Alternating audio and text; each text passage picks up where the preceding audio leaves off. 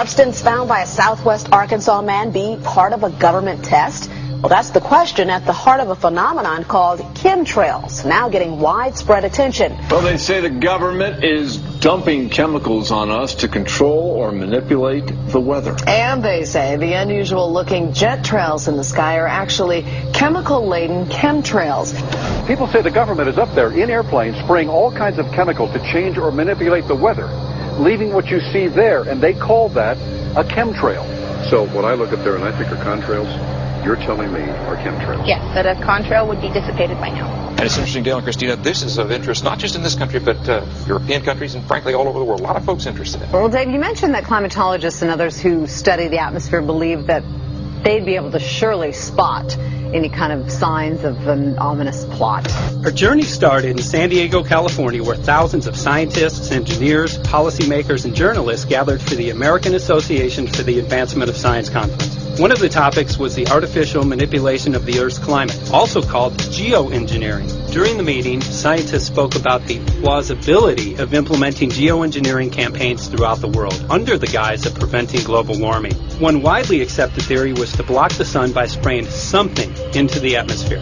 When they were asked about existing aerosol programs, they stated clearly that no such programs have ever been implemented. But strangely, these proposals sounded exactly like what people around the world are claiming is already happening. When I found out that the American Association for the Advancement of Science was going to be held down here and the main body of topics would be on geoengineering, I had to come. I had to be in on this. I had to hear what these top climate change scientists had to say. And that's the other question about chemtrails and whether geoengineering is being deployed right now without our knowledge. I don't have any personal insight into that, other than to say that I worked in government at pretty high levels in the White House and in at state government. I'm personally skeptical of that. But obviously you never know what you don't know. Chemtrails. On the internet, they are cited as proof of the government creating clouds to combat global warming. They claim the American government, with the secret approval of the national government, is covertly using jet aircraft to spray population centres with aluminium, with barium, and with strontium so as to reduce people's immunity and reduce the global population. I'm always a little bit suspicious because the government doesn't seem that capable to do something on such a large scale. That is not rain, that is not snow. Believe it or not, military aircraft flying through the region is dropping chaff. Small bits of aluminum, sometimes it's made of plastic or even italicized paper products, but it's used as an anti-radar issue, and obviously they're up there practicing. Now, they won't confirm that, but I was in the Marine Corps for many years, and I'll tell you right now, that's what it is. And what happens here, military jets, some come out of Key West Air Force Base, and they move off into the atmosphere, and they drop mylar strips. Some could be a little wider, some are small glass fibers that are coated in aluminum. And what the Air Force does is they take their military jets and they dump these out of the aircraft, they fall into the atmosphere, and some take as much to a day to fall down. This is inevitably military or something going on. The government, the Air Force, you see this kind of a pattern like this, you can rest assured there's something going on. They're actually little bitty magnetic and little bitty strips of, whether it's aluminum. Well, it's a nuisance to you and I to determine what's real and what's not, but it looks like it is a life-saving operation there for the military. The apparent motive behind this conspiracy theory is one world government.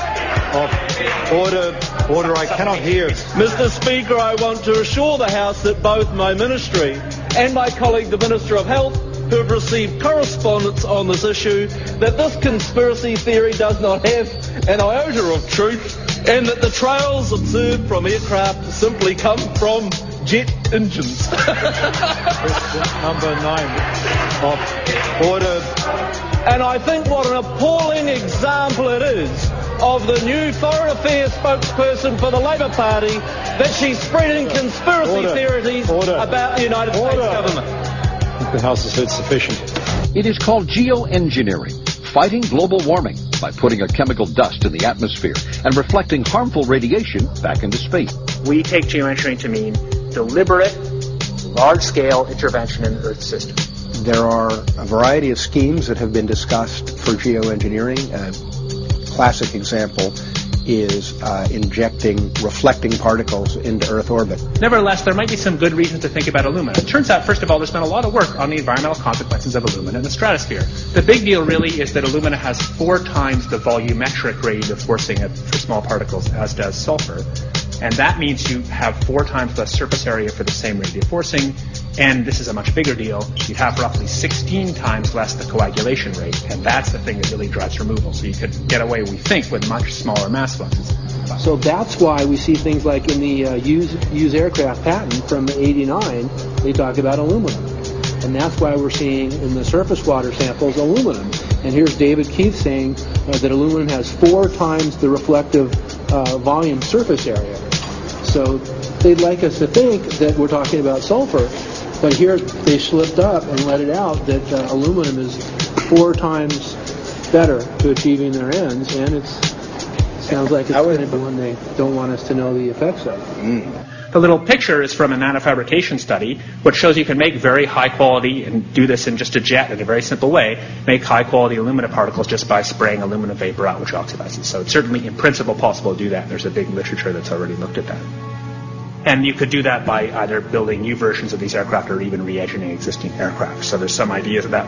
So you go to an engineering firm and you want this done. They don't say this is hard or unusual. They say, okay, yes, we could do it. Aerosol geoengineering looks like it is so cheap that the cost is basically not going to be an issue. That means that implementation decisions will be risk-to-risk decisions. The risk of doing it against the risk of not doing it. And it makes the problem of how we govern it fundamentally harder and different and nominal. So I've told you that it's cheap to deliver materials to the stratosphere, and I'm convinced that's true. I don't think that will change.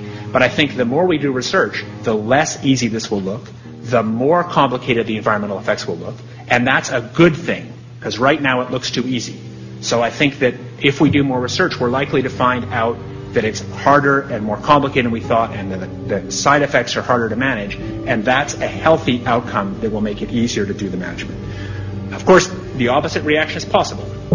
It's an empirical question how people will actually react to knowledge about this. Another reaction is to say, if these crazy scientists are so concerned about putting CO2 in the atmosphere, they want to think about these things, and that might actually mean we should be more serious about the risks of CO2 in the atmosphere.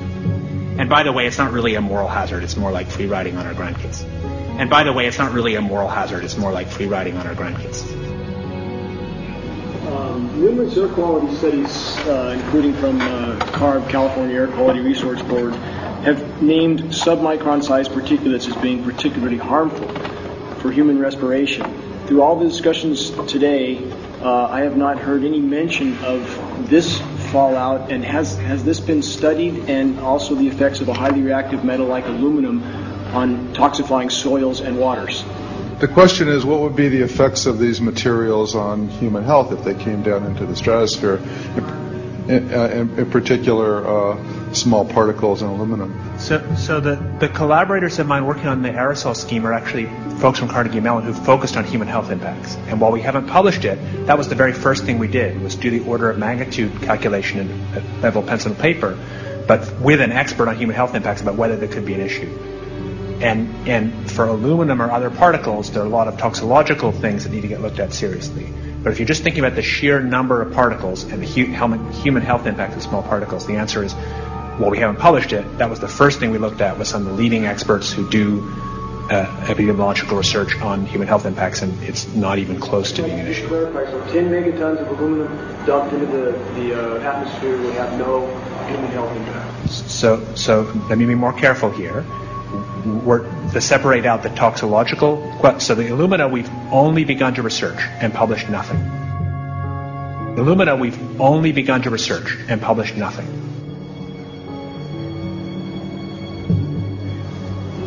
Dane looked at him and he said, so you're telling me that spraying 10 to 20 megatons of aluminum, as you said, would have no human health effects? He took a deep breath and he swallowed and he said, let me be more careful here. We haven't done anything serious on alumina, and so there could be something terrible that we'll find tomorrow we haven't looked at it. And that, for me, that was the whole main point of what is going to be coming out to the public. It's the damaging effects of aluminum that are being found around the world in massive amounts. Here's David Keith confronted on this very issue, and he looked, at that point like they just let the cat out of the bag. Mm-hmm. we haven't done anything serious on Illumina, and so there could be something terrible that we'll find tomorrow we haven't looked at. They're proceeding because they have an agenda that's separate from trying to thwart this crisis of global warming. You know, there's obviously several other objectives, whether it's depopulation, control, weapons aspects, communications aspects, all kinds of things, you know, wild cards that we know nothing about. We don't really know, and I'm not going to attempt to speculate on exactly what the agendas are, but we can see clearly the agendas are not benefiting mankind. You know, it's benefiting the agenda of the elite. And so I think the question is, how do you draw the line between some activity that is allowed and doesn't need global governance and activities that do require global governance? Dr. John Holdren has agreed to serve as Assistant to the President for Science and Technology and Director of the White House Office of Science and Technology Policy. I look forward to his wise counsel in the years ahead. My personal opinion is that we have to keep geoengineering on the table. We have to look at it very carefully because we might get desperate enough to want to use it. So what would we do if in year 2040 or 2060 there's a severe climate crisis, say widespread famines or Greenland sliding suddenly into the ocean? That the only plausible way in which we could start the Earth cooling this century is to directly intervene in the climate system, say by putting particles in the stratosphere. We do stuff in the stratosphere all the time, of course, and so it's not as though the stratosphere is absolutely pristine. But you don't want to have people going off and doing things that involve large radiative forcings or go on for extended periods, or for that matter provide lots of reactive surfaces that could result in significant ozone destruction. You know, maybe I'm putting a particle into the atmosphere because I'm trying to make money, or maybe I'm putting a particle into the atmosphere because I'm engaging in scientific research and trying to understand cloud physics, or maybe I'm putting this particle into the atmosphere because I'm trying to make it rain locally to seed a cloud and get more snow on our ski slopes. And this obviously raises all kinds of questions. It's hugely risky. It will likely negatively impact some people, but we might find ourselves in a situation where those risks seem worth taking. One of the things that really shocked me was in one of the breakouts they had the benefits of these programs and then the risks. Now the benefits, the one thing that was stated was the just cooling the planet. You know, some of the risks were ozone depletion, droughts in Africa and Asia. I got to tell you, I came away from this experience after listening to these scientists for 4 days of symposiums, really concerned because it's clear now that they are justifying, rationalizing, and looking to legitimize some really, really horrible impacts, further impacts on our environment.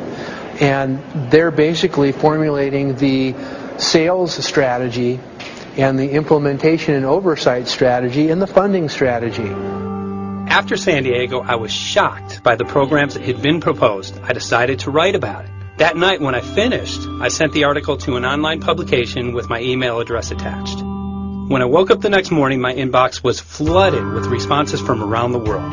Why? Because I had just broken the story on aluminum in geoengineering models, which I had no clue at the time that very few people knew about. Now this metal, aluminum, is being found in massive quantities way above normal levels all over in rain, in soil, and in snow.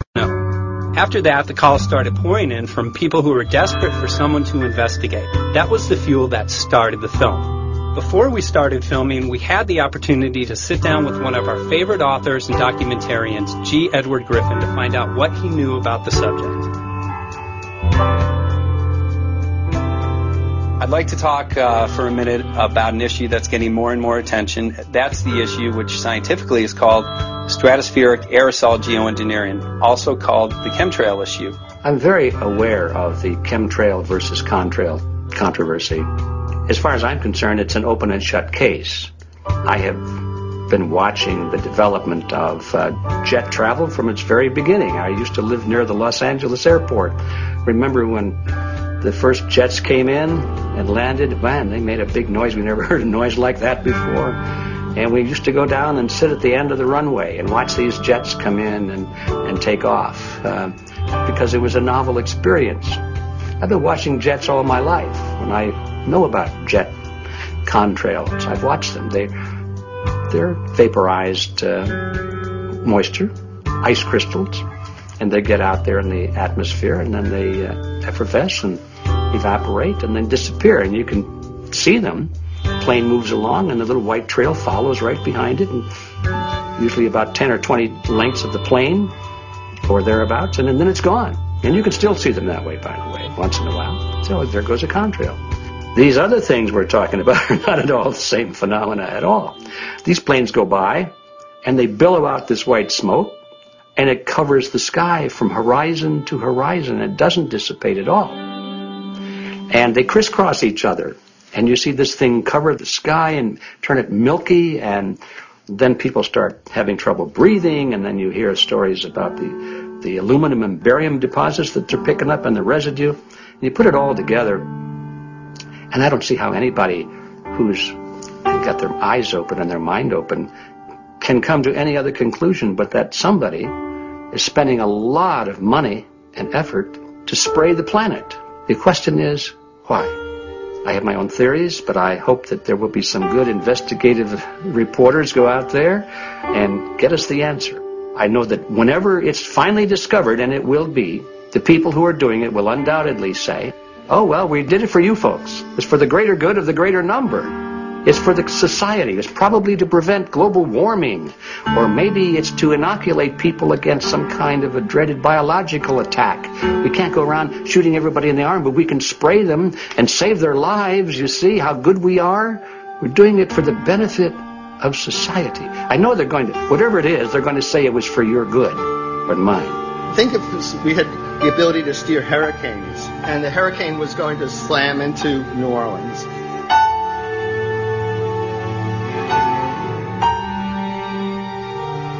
And let's say you could steer it so it would hit Mississippi instead, where for 100, that means I would be willing to more or less kill 18 Mississippians to save 1,800 New Orleanians. And if you do that knowingly, are you murdering those 100 people? And there's all kinds of equity issues there. Now, also, we might be wrong about our steering, and if we didn't do the research right, maybe our steering would intensify Katrina and even kill more people in New Orleans. And so this question of how do you develop the confidence to know that your intervention will reduce overall damage, and then how do you deal with the understanding that you might be damaging some people who wouldn't have been damaged before while saving people overall? The spraying appears to be mostly in NATO countries. I've seen it here in the United States. I've seen it in England. I've seen it in Scotland. I've seen it in Canada. And I've had reports from people who live in France. There's a grouping, there's a political grouping here of some sort. It's international in scope. It's not just an American phenomenon. It's international. And anybody that wants to investigate that, I think, has to take that fact into consideration. They're going to find a political grouping and a political motive here. But in my humble opinion, it's not in your good or mine at all. I don't know what it is, but we'll soon find out.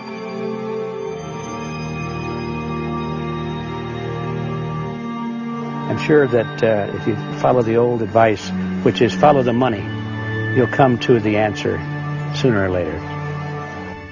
Soon we realized that we all shared the same need to get this information out there, to share with the public, to let people know what is being done. Ed felt so passionately about the issue, he offered to help us. Well, the main thing now, since it looks like the budget is going to be met, is to get it done well. We don't come off the tree knowing any answers at all. Yeah, we're not scientists. We're just asking questions, exactly. And we've got to be very skeptical about the answers. That's it's totally accurate, totally honest. Why can't people see this? They're not hearing it. They don't know that the facts are not being presented. We're very lucky, you know that. Look at this opportunity that's been dumped on us. Opportunity. It's, well, this, it really is. The this is going to be a battle. I know that. Challenge and a battle, but I mean, why are we here if it's not for that? We're going to go to a short break with DJ Foxy. Can't go to get hold tomorrow, so it's going to be you for the moment. I'll call him again. So. Sounds good. I saw the sky crisscross with chemtrails, and I can't remember if it was in L.A. or I was on the road, but I had looked up one day, and I thought, look at that. That's not the flight path, man.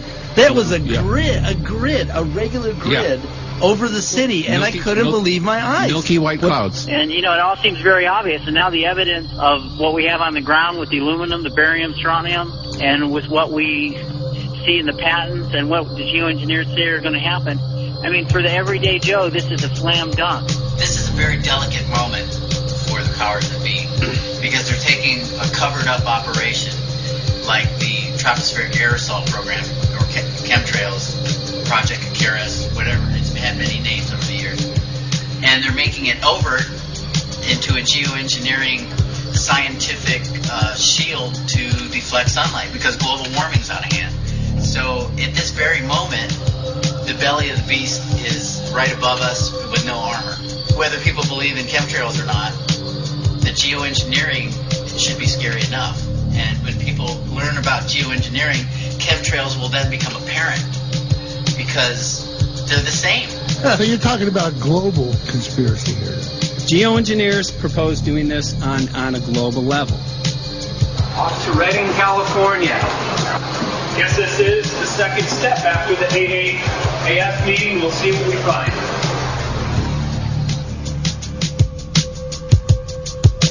Right here in Northern California at Dana Wigginton's house. He owns over 2,000 acres overlooking Lake Shasta. He told me about some of the challenges that they're having up here.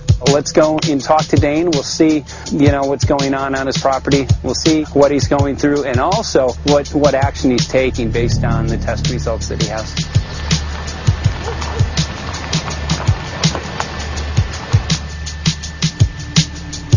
As you know, I have a background in the energy fields.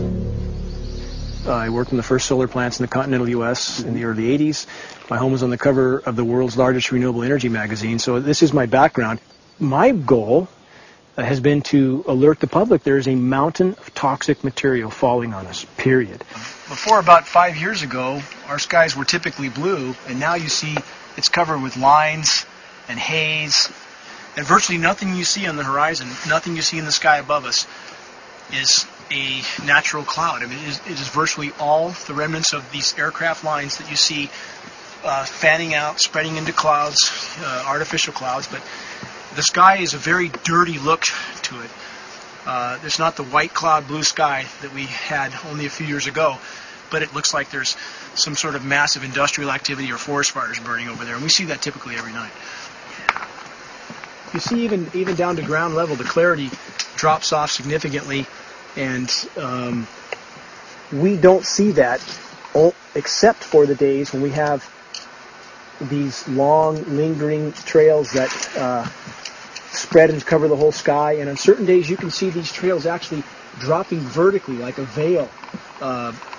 We assume the particulates are descending, and we have the test to prove that we are being inundated with levels of aluminum and particulates that are literally tens of thousands of times what would already be considered high. So we're not talking about exposure to a slight percentage higher of these toxic materials. We're talking about quantities, for example, off the side of Mount Shasta. If you can pan back, that's a landmark in Northern California, considered to be a pristine water source. Aluminum or snow sample off the side of Mount Shasta tested 61,000 parts per billion. This is just ordinary snow water. And people are drinking this stuff when they're hiking on the mountain. And remember, government action is required at 1,000. This is 61 times over the government limit. And our hikers are drinking this poisonous water on Mount Shasta Mountain itself. Barium, 83. Strontium, 383. So this summer, the people climbing are drinking poison. Basically. I certainly wouldn't want to drink 61,000 micrograms per liter of aluminum. And again, we've already seen in 5 years soil pHs in this area that have escalated 10 to 12 times, and we can prove that conclusively. Well, this is not speculation. We can prove conclusively that these metals have been in the rain. We have duplicate samples. Bachelor of Science in Forestry, International School of Forestry at Missoula. Master's in Zoology, specialized in aquatics. 35 years with the U.S. Forest Service as a wildlife biologist. And before that, several years with the USDA Soil Conservation Service as a soil conservationist. Also have run the botany programs, range and grazing programs. And I continue that today. Right now I do a lot of master gardener consultation work. When I started this garden back in about 2005 or so, the pH here was 5.5, 5.6. This is the old soil survey of the county. You can look at the page right here. This is my soil right here. It's a Dietz 125, 126 here at my house. And here, the soil reaction pH should be between 4.5 and 6.0. And over there in the pure mud, it's even a little darker. It's 6.8 right there. And what can this do to plant life and ecosystems? Well, you haul one of these things out and you start looking at the little things that are crawling around the soil. A lot of times they aren't there anymore. The little soil arthropods that you can barely see on a microscope, you can actually see movement with this. Little tiny macroscopic, look like little moving pieces of dust. Those start to go away. They're not gone entirely, but they start to go away. This is black oak acorns. You know, this is pieces of cedar wood. You know, come on, folks. This should be very acid, and I'm getting 10 times higher than expected. There's something really wrong here. You can see all those reports, lots of them. Have over 20 reports here. Well, at least 20. I'd say it'd be closer to 30. All revealing dangerous amounts of aluminum and barium. You know, the science is there that something funny is happening, and the naysayers say, well, so what? Isn't neutral good? Well, no, neutral's not good. Neutral is not good. If your soil is supposed to be 5.6, it should stay 5.6 if you want the forest to be healthy. And if you want to grow a good garden, you have to keep your pH around 6.0, 6.5. I think that we just need to wake up and just look at what's happening, because we can't just ignore it, because it's going to get worse and worse if we just keep ignoring it and pushing it away like, oh, that's nothing. There was mason jars, and they were brand new, sterilized, and that's what we catch the rain in. And then there was a HEPA filter that we tested the air with. Okay, so you caught rain and then you basically filtered air. What did you find? Aluminum and barium. Here's another test that's revealing 375,000 parts per million aluminum, barium at 3,090, and strontium at 345. Yeah, that's from a lined pond. With EPDM fish-safe pond liner. There is no chemicals, manufactured materials at all in that pond liner that's available to the aquatic life. It's designed for that purpose. The well that feeds this pond has been tested and retested. ND, no detectable aluminum, 0. The only other place this pond can receive water is rainfall. We are located on a filtered, forested hilltop, miles and miles and miles away from any industry, highway, and so forth. After several heavy spray days, there was a film that we received formed on the surface of the water, and we tested that crust, and it was aluminum and barium. That after a year and a half's accumulation had 375,000 parts per billion of aluminum in it. It's literally toxic. We can say conclusively that what we see in the sky matches expressly what's outlined in numerous patents, and the materials on the ground match those patents. This material was not there 5 years ago. It is a recent phenomenon in the quantities it's in. It has escalated in some cases 50,000% in 5 years in the case of aluminum. From our original baseline reading of 7 parts per billion, which was already high, it has escalated up to 50,000% in 5 years. And we've seen profound changes in that time. Dr. Leonard Time, PhD in chemistry. I cross-checked with him, and he says the oxides of aluminum, barium, and strontium will drive your pH into the coastal, from an acid soil like this up into the neutral. There's no question about it. And that's exactly what you see happening. Wow. I have a doctorate in inorganic chemistry from Oregon State University, in which I was working with different metals and oxidation states, and then did a postdoctorate work at Brandeis, where I was working stabilizing off oxidation states of different metals. The goal is to sort of figure out how everything fits in the dynamic equilibrium of life. I was working with Francis up in Mount Shasta, and he showed me some rainwater analyses that had to do with levels of aluminum, strontium, and barium in the atmosphere. So I feel the major toxin in these chemtrails is the aluminum. And from the levels we were looking in at Mount Shasta, this is totally, totally unacceptable. When you get to metals and biological systems, you're no longer talking about the bulk aluminum that people think about when they're drinking from soda pop cans and that. So once it gets to the aluminum oxide stage, it just forms a plaque within your arteries and shuts down life. When you take elements that normally aren't out in the environment and you start putting them in the environment, it raises some serious red flags. Aluminum is a very specific, nasty and biological systems. It takes that site and it never lets go, and it shuts down the site, and that's it.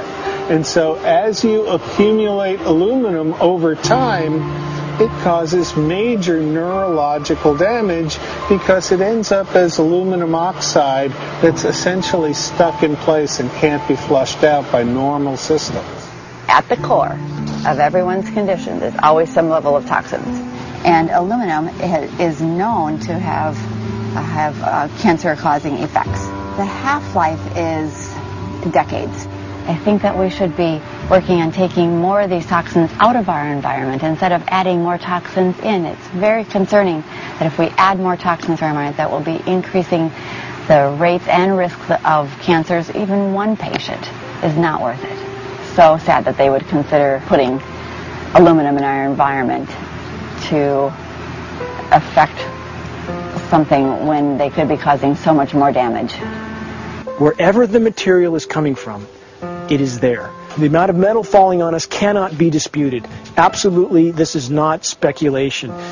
The amount of metal in the last 4 years, as I said, have increased to a degree of thousands of times, and California Air Quality Resources Board has studied the aerosols from China. These metals are not amongst them. Mike, the reason I've chosen to focus so primarily on this issue is I feel all other issues are secondary. What could be a greater priority than not being able to walk out your door and take in a breath of air without sucking up heavy metals? If our land base is being poisoned, if our waters are being toxified, what will we have left to work with? Whatever we choose to focus our time and energy on, whatever our political beliefs, that this is a common ground for all of us. We must have air that we can breathe that's not full of toxic chemicals and metals.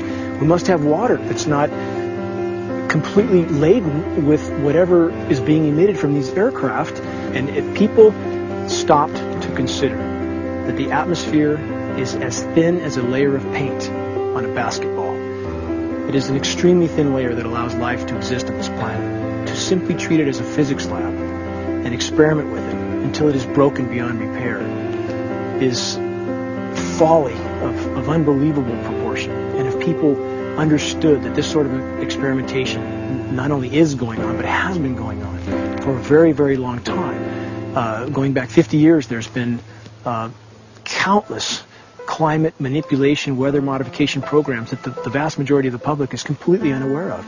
And if they think that this is not true, that certainly that somehow they would have known if it was occurring, I would ask them to look at things like Agent Orange and the things that governments do because they can, because there's no one to stop them, because they have these huge military machines that want to control everything. And in fact, the government's own document, perhaps you may have seen, it's available to any online, is called Owning the Weather, an expressed goal of our government, and not just our government. He told the Associated Press that the American government has created weather tampering techniques so that the New World Order will be able to starve millions of Americans and to control the rest. There is weather control techniques.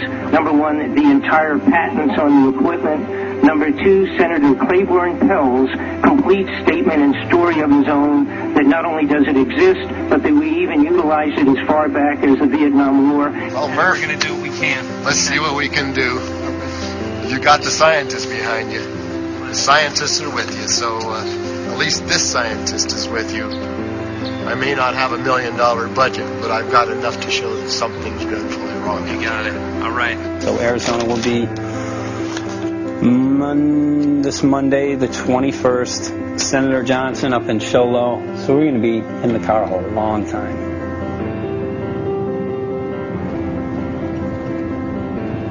Well, it is such a pleasure. This is such an excellent place back here, I'm telling you, Michael. But you know what? We love it. It's so private and it's so quiet and peaceful. And please come in. My name is Karen Johnson. I served in the Arizona State Legislature for 12 years. I was in the House for 8 of those years and in the Senate for 4 of those years. When you see a plane fly overhead, there's a trail that leaves the end of that plane, and it goes from one horizon all the way to the other as the plane flies across, and it begins to filter out and cover more and more of the sky in kind of ripples. It widens out and fills the whole sky. I mean, how could anybody think that that was the case? And then to live and to be underneath that and know that whatever is in that is falling down upon you and upon your animals and upon the earth. And I mean, it's frightening to me. And if people don't start really waking up and facing the fact that we've got people that are doing terrible things to us, and we had better wake up and fight back now. I mean, I'm the mom of 11 kids. I've got 35 grandkids. I mean, I've got a stake in this. I care about what is going to be left for my children. I care about it, and I'm extremely worried about what is going to be left to them.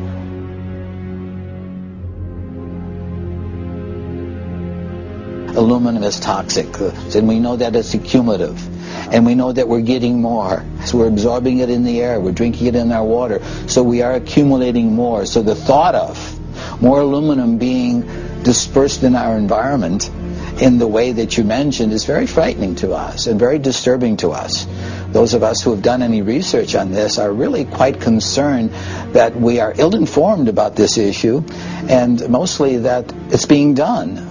Aluminum is toxic. We know that it is. We can debate as to the amount of toxicity that is going to be disturbing the body, but as far as really accepting the fact that it's accumulative, it's synergistic, then we have to conclude that it's not a good idea to put it in our atmosphere, especially when we know we're getting increased amounts, and especially since we know that the scientific communities around the world are pointing a finger at the heavy metal toxicities, at the toxicities that we're absorbing in the day-to-day food that we eat and the air that we breathe. The concern is off the charts about why is this happening?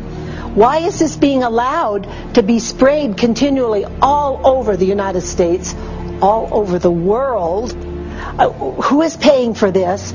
I mean, the incidence of Alzheimer's has just skyrocketed, which evidently has to do with an accumulation of aluminum in the brain cells.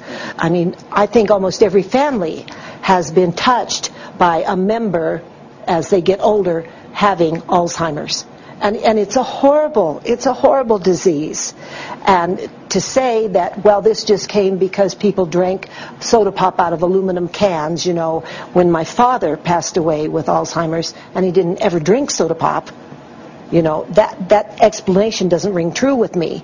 And so I'm wondering, how much did this chemtrail spraying back in the Illinois area affect him? Aluminum and fine metal is an accelerant. Our friend who's a firefighter up in Pine, Arizona for 20 or 30 years says that the wildfires now that they're fighting are way beyond anything they've seen before in intensity. And when you look at the air samples and you see the fine particles of aluminum, which is very flammable, and magnesium settling on the trees, this is causing unprecedented savage wildfire. But if you look at this, you can see these are parts per million. They sent this to me, and I just found this to be extremely interesting because we should have like 2 parts per million of aluminum in our air. And this is saying that there's 39,000 parts of aluminum. That's astronomical. Barium is high. I mean, these are way off the charts of what people should be breathing or what's coming down on them. And, you know, if people wonder why their health is deteriorating, why they're having to go to emergency rooms, why they can't breathe, you know, why they're getting Alzheimer's, this has been planned. We have elites, I don't know what you want to call them, one worlders, Illuminati, I don't, whatever you want to call them. But with these people that don't care about the average person. They only care about themselves, their greed, their power, and if they eliminate, you know, 2/3, 3/4 of us from the planet, so much for the better for them, because then they don't have so many people to have to herd around and worry about. So this is a lot what this is about, and this is very, very alarming and scary. I mean, where is this stuff coming from, and why? Why is this kind of stuff being put out there? You know, I've heard different explanations about, oh, we need to cool the planet, all this and that. But if people are up there trying to cool the planet, why do they need all this kind of stuff in it? The explanations just never have really rang very true. And as I'm setting up the equipment, she looked at me and she said, all these trees here are dying. And I said, what? She says, all these trees in here are dying. So I thought, well, I'm going to test for aluminum because that's one of the key things in the programs that we're talking about, and titanium. And I took some of this bark sample and tested it, and it came back positive with aluminum and titanium. Then I started traveling around California, noticing the same thing. In Lake Tahoe, there was a lot of the same type of bark, all through Sacramento area and Davis. Just about everywhere I went, I was noticing this silver white bark. What I think's happening is these chemicals are getting down and destroying the roots. And then as they come up, they're going out into the bark. Those two right there are the ones that are just, it just hurts so bad to see these two, because look how old and big they are. We probably lost 40 trees right here on our 10 acres. Every week, every other weekend, we'd see another tree that was beginning to die. And I mean, it's just so sad. We'd just cry. And to think that that might have something to do with it, along with their other explanations, would really, really frost me. Every time you lose a tree, you know, it's not good. It's just sad. And there's another one over here in this little group of trees here. Don't you feel better when you stand up and fight than if you crawl down in a little hole and go to sleep? You know, I mean, my gosh, people, your families are out there, children are out there, your grandchildren. I mean, you've got to do something to help.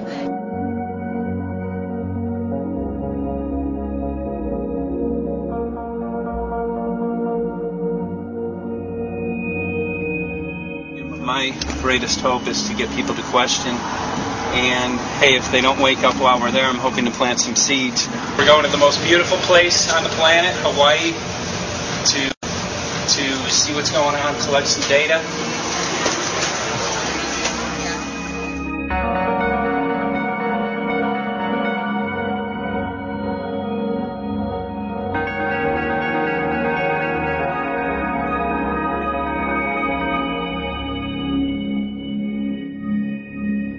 Thank you for having fun with us. Hope you enjoyed the trip. Have a great vacation and welcome home if you're lucky enough to live here. Thank you.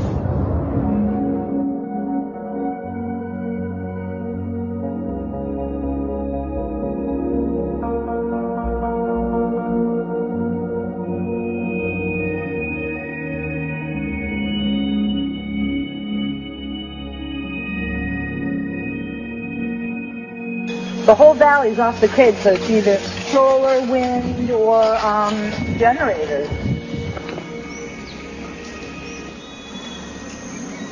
Look at this, man. Yeah, their mind can't even conceive of a dream of this. Right. Yeah, right. Even coming here, and one would never think, in paradise that it's getting destroyed. And they're doing it island style. They do it off the island, right? They do it off the island, so they don't, you don't see the chemtrail airplane. The theory is that they're spraying offshore, and it's coming in on the... And it's coming in. Now these are coming from the west. They're also spraying on both sides today. A lot of this stuff is actually chemtrails coming this direction. There's material that's blocking. We should be able to see to the horizon, where the Earth curves, because we're high enough and we have the ocean, right? So we should be able to see. We should be able to see the Big Island. It's only 30 miles away. And you can see it's not a blue sky behind it. That's the key. It's all has that kind of weird looking blue, like silver blue, I call it. And this is a nice day. There's no more blue sky. The night we're going to look at the stars at night, and it's like you'll see. You can count them. There's so few stars at night now. There should be hundreds of thousands of stars, and I can count the stars. There's like one here and one here and one planet here. It's like you might see some nights you'll see 100. Some nights you'll see 10. This is what concerns me. This kind of stuff right here. It's just soft. Okay. This just comes right off, this bark. That's not natural. Where I've seen hundreds of thousands of coconuts, and I've never seen it falling apart like that. Look at this, you guys. I've never seen anything like this. I used to trim trees all the time in the Big Island. I've never seen anything like that. That's why I'm concerned. Not an easy task that you have here on the island. I could see the skepticism because it is so far beyond anybody's reality. It's amazing. It's just amazing to try to look through somebody else's eyes. Like my eyes, I can see this it's like night and day, and other people it's just the illusion is just so deep. What do you think would happen if everybody awakened to what was going on and what the plans were of geoengineers? I think they'd have a revolution in Hawaii if people really understood what was going on. What's your concern for? I know that you love the land here. What's your concern about the chemtrails? Well, that we won't be able to live here and grow our own food, and that our health is going to be compromised. Do you think it already has been? Yes. And the thing is that they're doing it every day here, every day. So it's hammering, micro doses every day. And then, of course, it's getting in the environment, and of course, it's weakening the plants. And it takes a couple years for this to actually weaken the plant. So we are asking for GMO taro. We're asking for GMO papaya because we can't grow our natural seeds. We can't be sustainable. We can't truly, be here as God created us to be. So my friend convinced me to do a hair analysis on my daughter. So we went ahead and cut close to her scalp and got some really recently grown hair and sent it in. I was just sure that my daughter's hair was going to be so clean with the lifestyle that we live. And lo and behold, it came back and her levels were really high in aluminum. This is the chart here. This is the reference range, and this is where my daughter is. 23.1. Aluminum. The skies are covered with a white mist, and I look up at night anymore and I don't see the deep, dense stars that I used to, and I can't help but think this obviously has something to do with my daughter's health.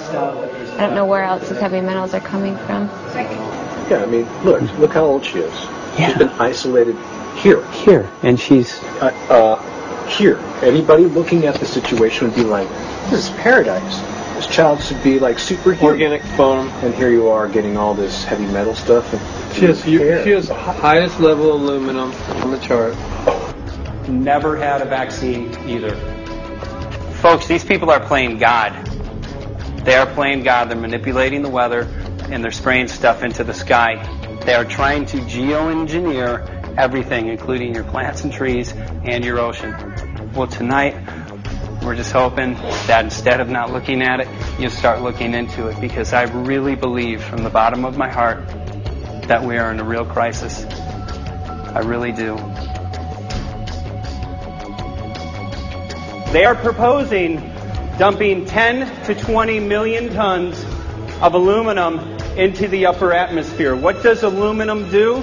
It changes the pH of soils, which is toxic to plant life. Also, it's very toxic to human health. Are they doing it? Well, let me tell you about my experience and what we found. We have much evidence that not only suggests, but I believe prove that they are happening. Jeff, what's going on? And as I promised, we're joined right now by a very special guest, Michael J. Murphy, currently on location in Hawaii. He's working on a documentary film called What in the World Are They Spraying? Michael, welcome to the program. Great to speak with you today.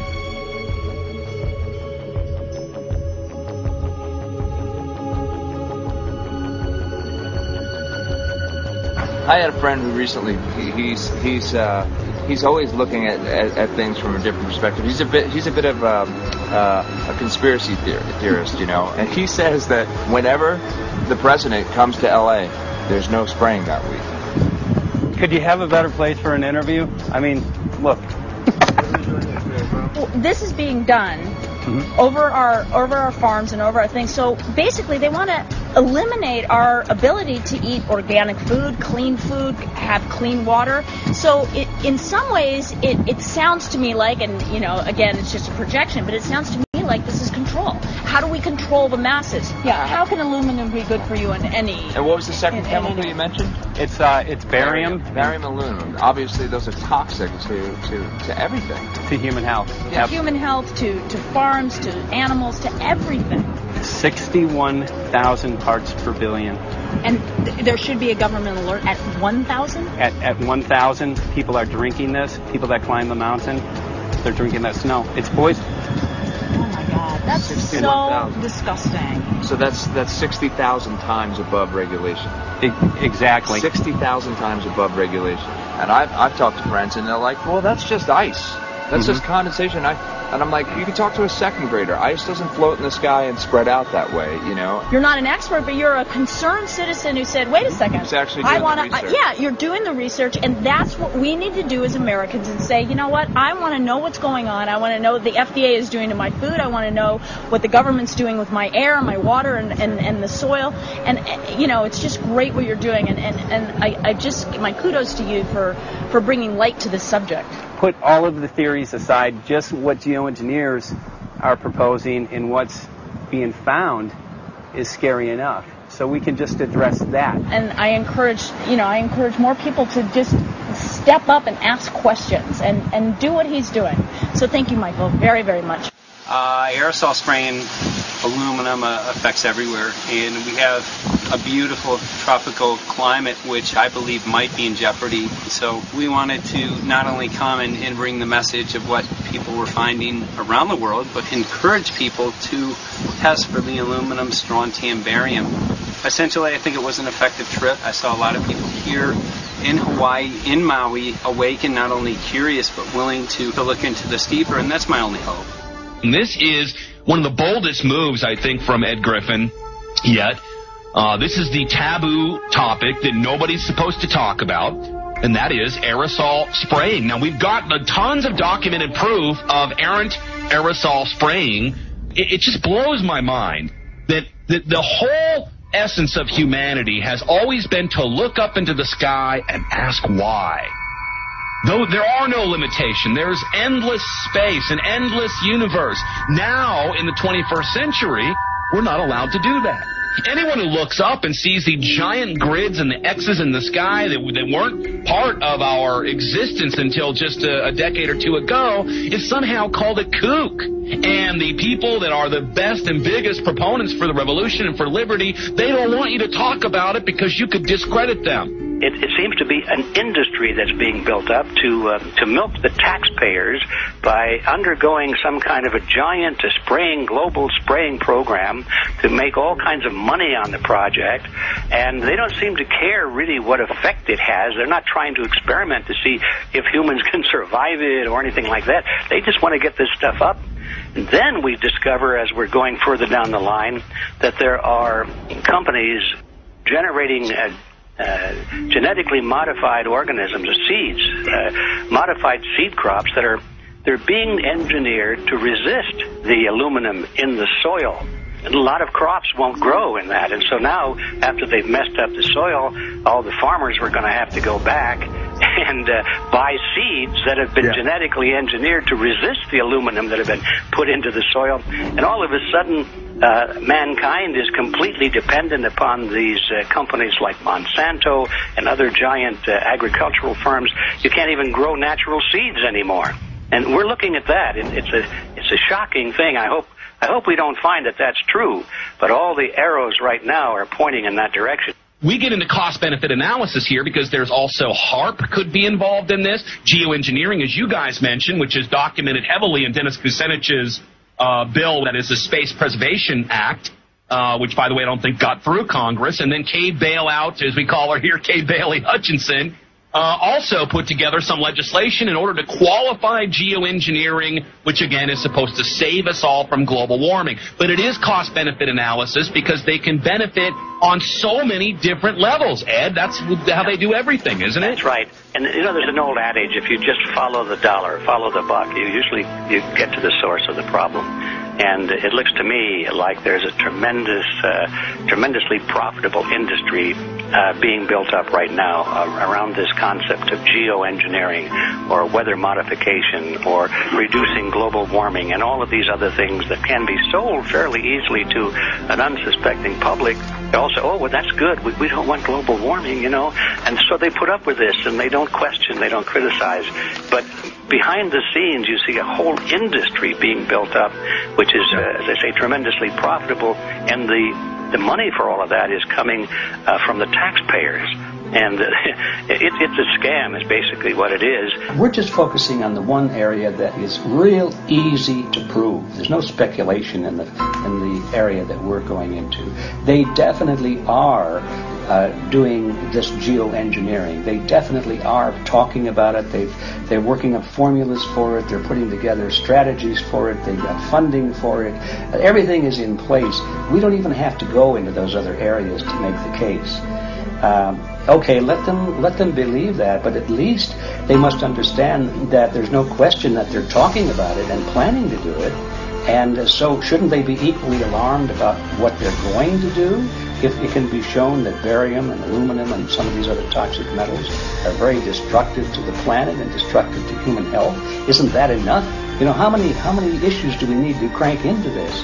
And so, you know, if you're going to kill the planet and kill the population, do we need any other reason to be alarmed? What in the world are they spraying? Thank God people are asking this question. That's all we want. We just want to be able to ask these questions. Our good friend G. Edward Griffin, all these years, Mike Murphy and Paul Wittenberg are doing this great effort with your help. This is a community effort to get people real information. What in the world are they spraying? Any final quick comments before we're out of time? And my only final thought is that we asked the question, what in the world are they spraying? And we now know what it is. And folks, you're not going to like it.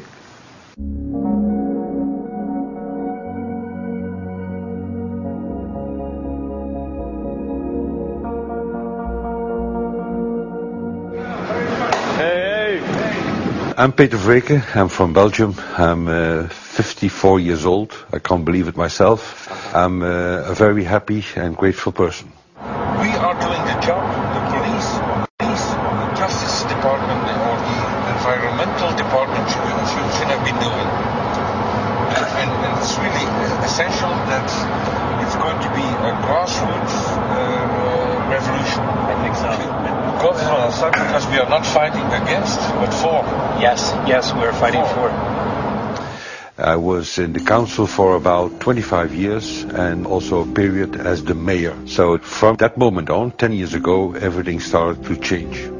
I start to get a picture of what is really going on. And it became crystal clear to me that we, humankind, have been manipulated and dominated and exploited for centuries. And this chemtrail phenomenon made me angry because I was so helpless. You can decide what food you're going to eat, what you're going to smoke, what water you're going to drink, what kind of life you're going to lead, but not with this phenomenon. Then you are just a victim. It's only a game. And there have to be good guys, and there have to be bad guys. And luckily, we are in the position to be able to play the role of the good guy who has the chance and the opportunity to overcome. 3 days that we shared with them, my heart just dropped because it was such a beautiful way to live and such a peaceful way to live. I left thinking, what's this going to be like in 10 years? Is everything going to be killed off on the property? And if it is, how are they going to get their food source? Are they going to have to take a class, and get certified by company XYZ? And what are the requirements for that? And that really is the end of freedom. I'm concerned about that. I definitely, I really am. Yeah. I learned to say everything is now as it has to be now. And everything is going to be okay. It's going to be all right. It's going to be okay. Yes. I have this deep feeling that in the end we will prevail because we have the right on our side. The cosmos is helping us. And I have this strong feeling that we are being supported by entities and by forces we can't even imagine.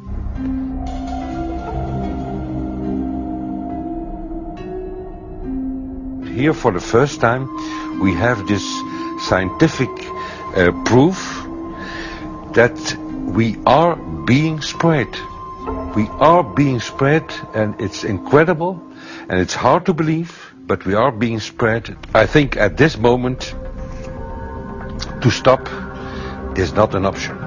Once you know it and once you have a tool like this and an opportunity like this, that the issue of chemtrails or persistent jet contrails or whatever name you use for it, that this phenomenon is recognized as being real, publicly debated on. In the context of geoengineering, I think it's high noon to bring this to the public. This is what the sky is supposed to look like. These are old paintings. We forgot this, I'm afraid. In the years that I have been a medical research journalist, I have looked at many things, and I found the same three issues in whatever I'm looking at. And that is that we are being dumbed down, we are being made sicker, and we are being made infertile. Citizens gathered from around the world in Belgium for the first International Chemtrail Symposium. The event attracted leading professionals, politicians, and activists who discussed the health, environmental, and social implications of these programs. Today it's only going to be about facts, documents, figures, patents, licenses, everything that brings us to the truth. We have no other weapon against these past conflicts than exposing and bringing their dark works in the light of the truth. We have the hope that by our efforts, more and more people will become aware of the fact that we are deceived by our leaders. So today, we, as a family, join forces with the people who publicly made known to the world that chemtrails are not a conspiracy theory, but a conspiracy fact. From the Technische Universiteit Delft in the Netherlands. Ladies and gentlemen, please welcome Koen Vermeeren.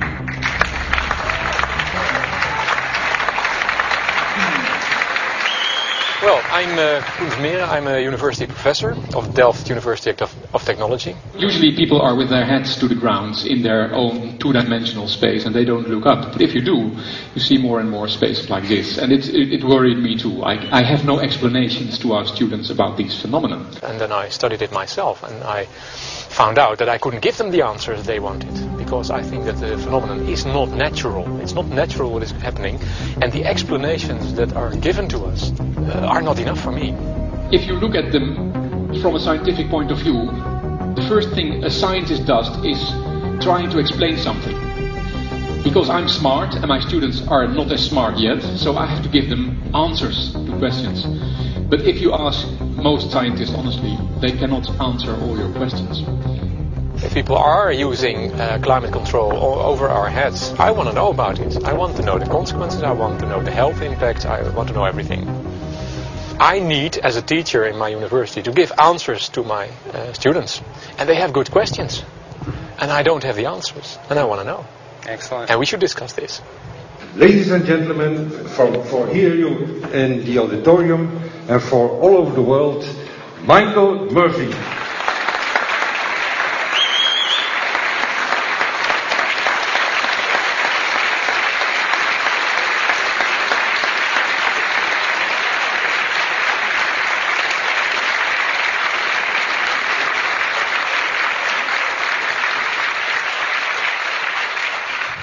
Well, thank you very much. It's definitely an honor to be here in Belgium. The people who are in power control everything. They control the markets, they control us, now they're even controlling the weather. And they can use that for warfare applications. The one thing that they cannot control is what God had originally made, and that's natural organic seeds. This is called the Hegelian dialect. It's called problem, reaction, solution. The problem here is massive amounts of aluminum, things starting to die. The solution is company X that says, hey man, you're not getting yields on your crop. Everything's dying. But I got the solution. I got a seed that will grow in this environment. The only problem is now you have to start buying from me. We're a little concerned that maybe part of this agenda could be to kill off anything that's natural and organic and re-engineer it with aluminum-resistant GMO seeds. Many may know we just got back from a week of filming in Hawaii, and it was an incredible trip. A big concern for the people there is they're beginning to see softening of the coconut trees. But their concern is that these programs may again be part of a broader agenda to destroy anything that's natural and organic, so that the corporate redesigned GMO foods might be the only source of food for people. I didn't anticipate so many people, young and old, who are interested in this phenomenon and are concerned about it. And I especially liked the address that the young girl gave today. Only 17 and already making an address to the audience. That is, well, incredible. My name is Sofia Xenidis. I am 17 years old. It is quite scary to know that the air we breathe is not what it's supposed to be. That the food we eat and the water we drink contain traces of those substances which are sprayed out over all of us as though we were being poisoned like insects. The feeling that this is causing me are feelings of deep anger and rage. I don't want to be poisoned. I don't want to be infected with cancer. And I'm just so angry that this global poisoning can be going on such a massive scale, and not enough is being done to stop this crime. A clear answer to one question. Are we being sprayed? Have we been sprayed? And is it their intention to spray again and again? What are we going to do about this? How are we going to deal with it? How are we going to stop it? I know the answer. There is only one person who can stop it. Did you know it? You are. You are the person, the one you have been waiting for. We are magnificent, beautiful, godlike, divine human beings.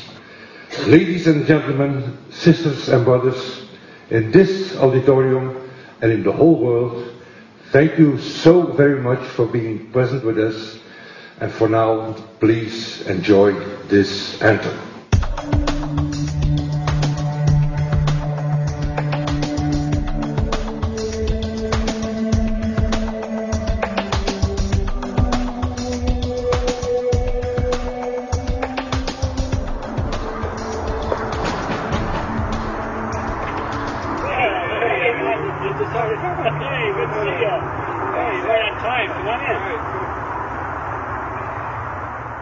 So, anyway, I'm glad that the weather's been good for you fellas so far. Just think if we were doing this in the wintertime, you might, if you're going to Washington, D.C., you might run into snow. Thank God we're not. That's right. You know, it's interesting because of the different weather modification programs. There's something like, I think, right around 32 in the continental U.S. alone going on. So the theory is that geoengineering is in part weather modification. You know, Mike, that's a very good point. There are so many subsets connected with this issue of geoengineering. People are writing to us all the time with information about the connection to global warming, the connection to weather modification. Some people think there's a connection with Morgellons disease. Others think it's kind of a means of transmitting electromagnetic impulses from the HAARP antenna system up in Alaska and Siberia. Boy, it gets your head spinning. And each area, I think, is worthy of investigation, but we have so little time. I think it's wise for us to stay focused on just the aerospraying and the toxic effect of these chemicals and the destruction of the planet and the damage to human health. What more do you need than that to convince people that we have to put a stop to it? So to stay focused, I think, is our mission on this one.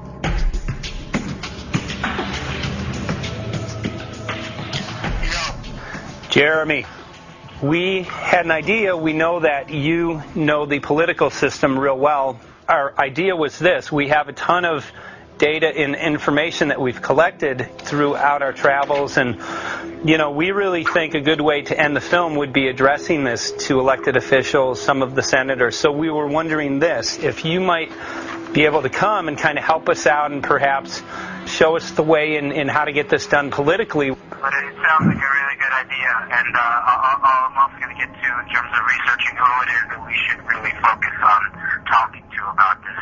At the very least, if we could make it impossible for them to claim that they don't know at this point, we can strip away their plausible deniability that they haven't heard of the data that points to geoengineering stratospheric aerosol operation already going on. At the very least, it should be very interesting to go to District of Criminality and put some people on alert. Yeah, you have a lot of enemies in Washington. That's where all the power comes together and the money, you know. So there are people there, I'm sure, that just don't want us to do this job. But I'm glad you're going, and you'll find out.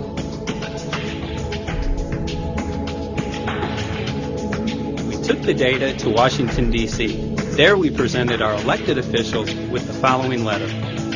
According to the 5th article of the Bill of Rights, amending the Constitution for the United States of America, no person shall be deprived of life, liberty, or property without due process of law. But the daily spraying is depriving all persons living within the United States of life, health, liberty, and integrity of our common and private property without due process of law.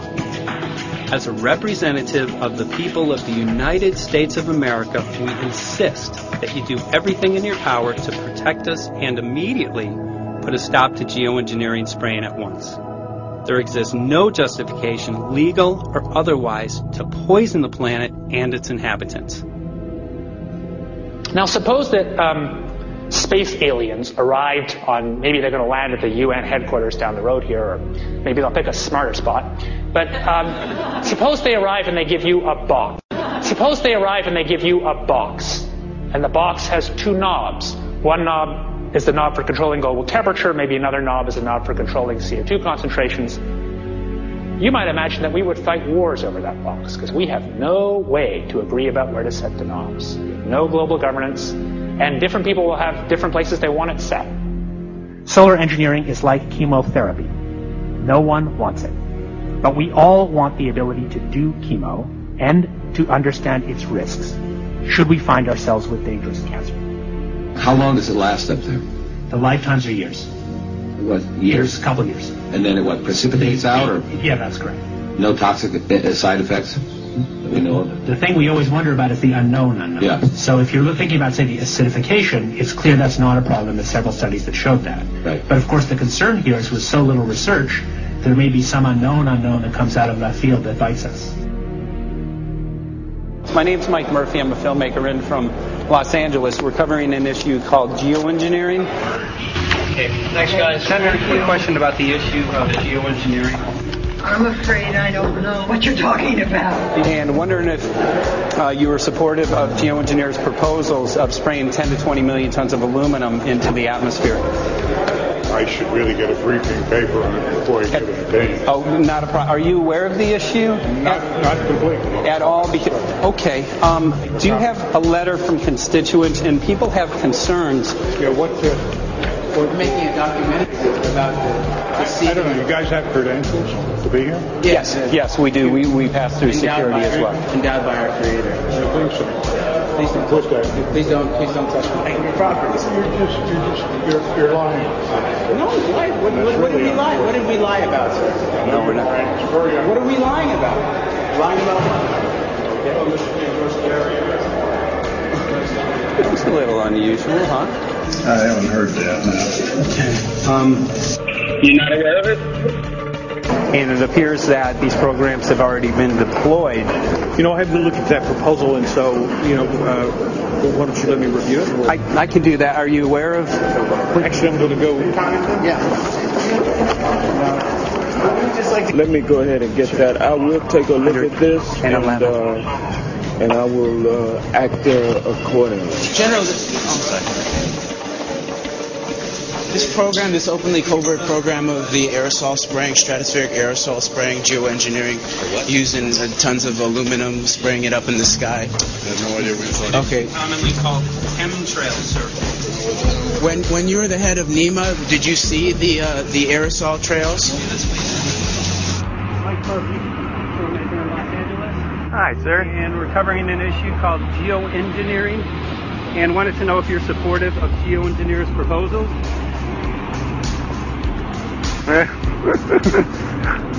Congressman?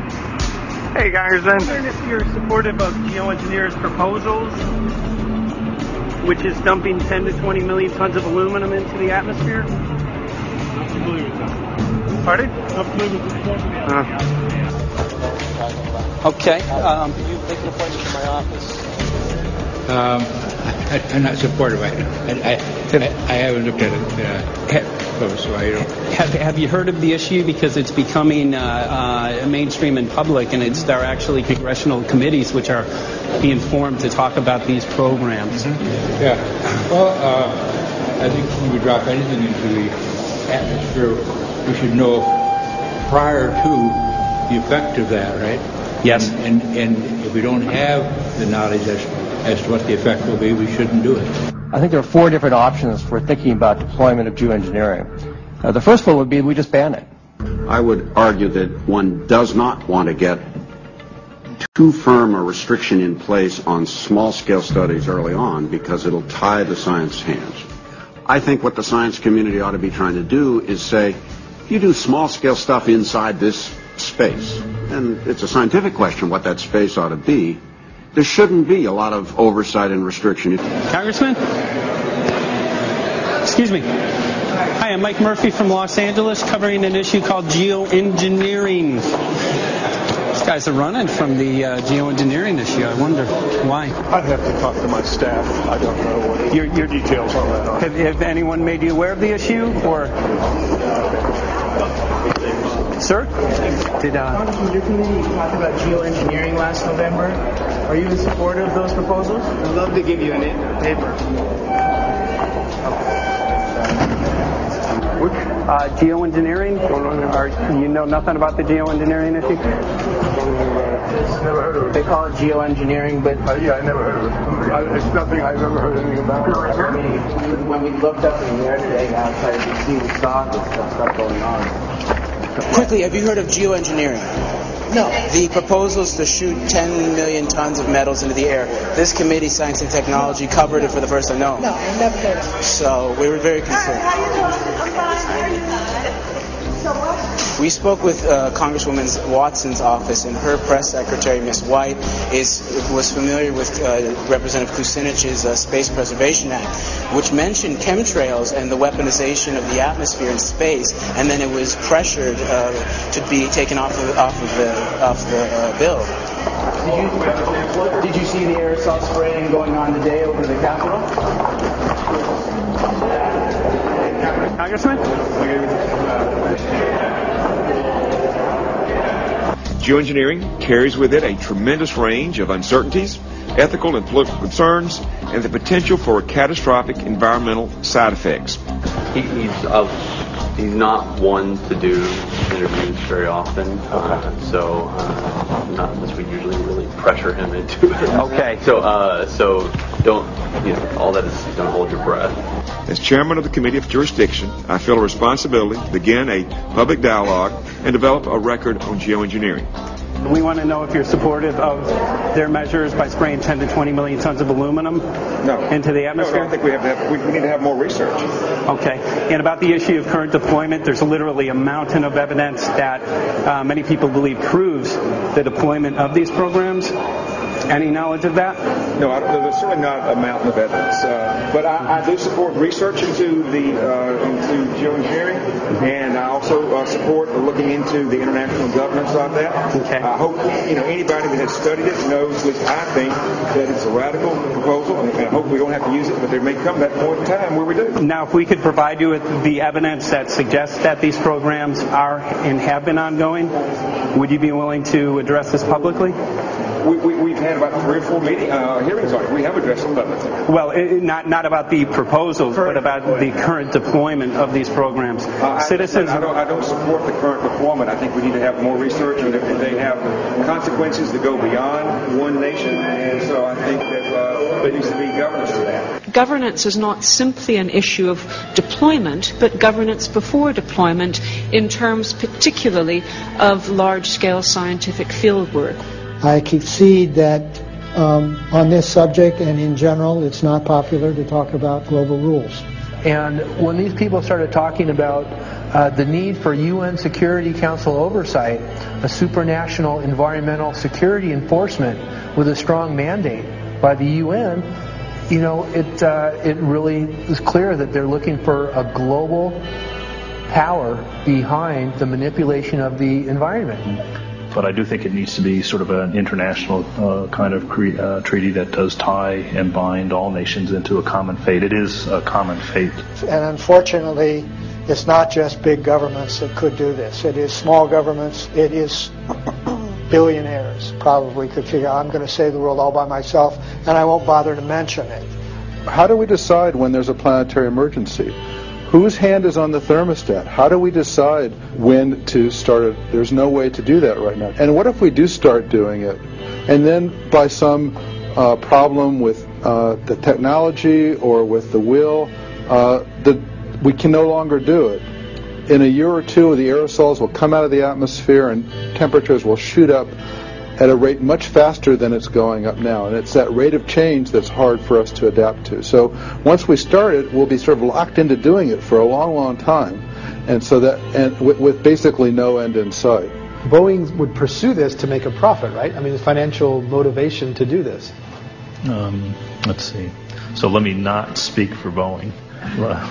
Is that allowed? Okay. Yeah, well, it is what it is. No, but someday, if the U.S. is going to decide to do this stuff, they're going to look to a company who can do it, and you want to be positioned. Boeing would rather get it than Lockheed Martin.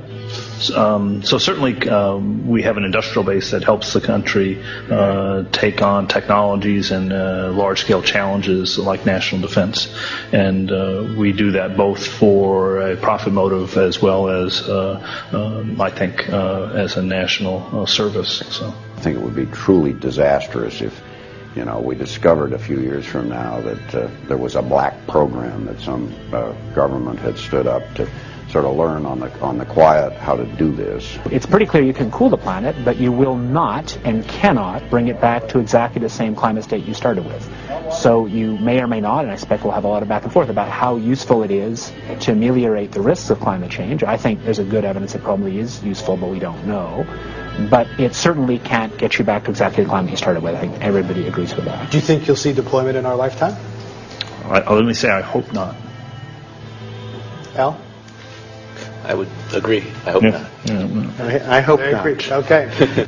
I see this as something like an evacuation plan. That you build big dikes, and that's the emissions reduction to try to keep the flood from wiping you out. But that if that flood should come, that you'd like a plan for what to do in the event of that catastrophe. So I see these options more as a catastrophic response option and not as a way to reduce risk of everyday climate change. You would advocate mitigating consumption of beef as a means of accomplishing your objective? Yes. How would you suggest going about that? You can't.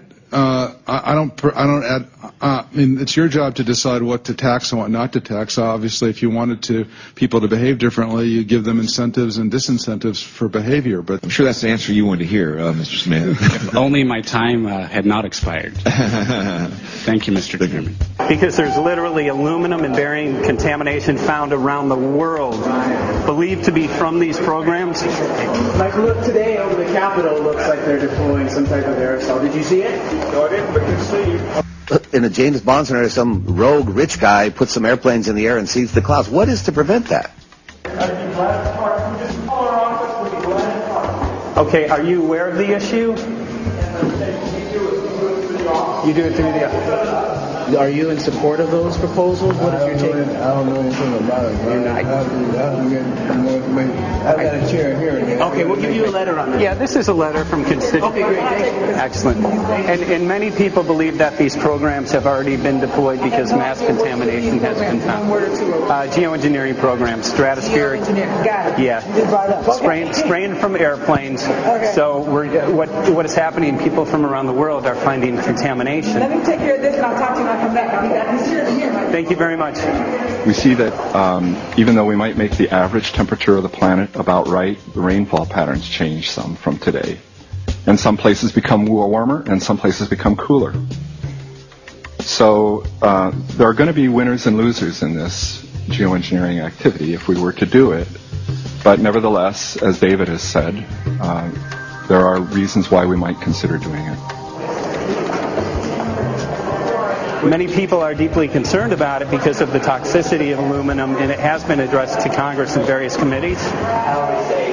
Would you take a look at a letter from some of your constituents addressing the concerns? Excuse me if I go. Okay. Can I give you a letter from constituents? Are you aware of their proposals of dumping? Gotcha. Thanks. Well, I'm not familiar with it, so I don't know what they're doing. Okay. Well, geoengineers are proposing just that, dumping aluminum and barium into the atmosphere. Why would they do that? Aluminum is a precious metal we can use. Well, the stated goal is to actually cool the planet. However, there's a... Sounds strange. Right. Exactly. So they're proposing dumping these metals into the air to block the sun, essentially. We're here to find out what members of Congress are... I hope we'd have a strong hearing on that before we decide to do that. I would hope so. And there's plenty of evidence that not only suggests that these programs have been deployed, because we're finding contamination of aluminum and barium on the rain, snow, and soil. Okay, thank you. Thank you. LA County has seen a 200% increase of Alzheimer's over the last decade. Tons of ground and water samples showing high levels of aluminum all around our state. Why don't you give me all the information you have? I have some very good people I will assign it to. And if you get it to Mr. Lavelle, He's got my card and send me an email. And Lavelle. He's got my card and send me an email and Sounds great. We'll be in touch. We are investigating this, and there's literally a mountain of evidence that suggests that these programs are move that mountain over to us. You got it. Take a look at it. And look up, looking up into the sky, and you'll see some of it. Oh, okay. You will. You can see the aerosols being sprayed out of airplanes quite a bit. Okay. So thank you. Yeah, the future of humanity is definitely dependent on it. So we're counting on people like yourself to take some proactive steps. So thank you very much, guys. You're very welcome. Appreciate it. Thank you. Right.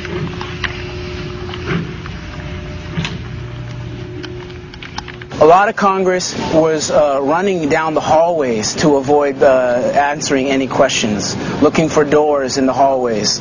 So apparently the war is against all of us, and we're all in a hostage crisis. People who took an oath to uphold and defend the Constitution are not only know this is happening, are participating in this. And all of us have a duty to stand up and speak out about it. Why is the water being contaminated? Why is the soil being contaminated? Why are aluminum-related diseases going up? And it's affecting all of us, and thus we all have the duty to stand up and speak out and get educated and stop this. For our own sake, for our children's sake, it is a crucial moment in history right now.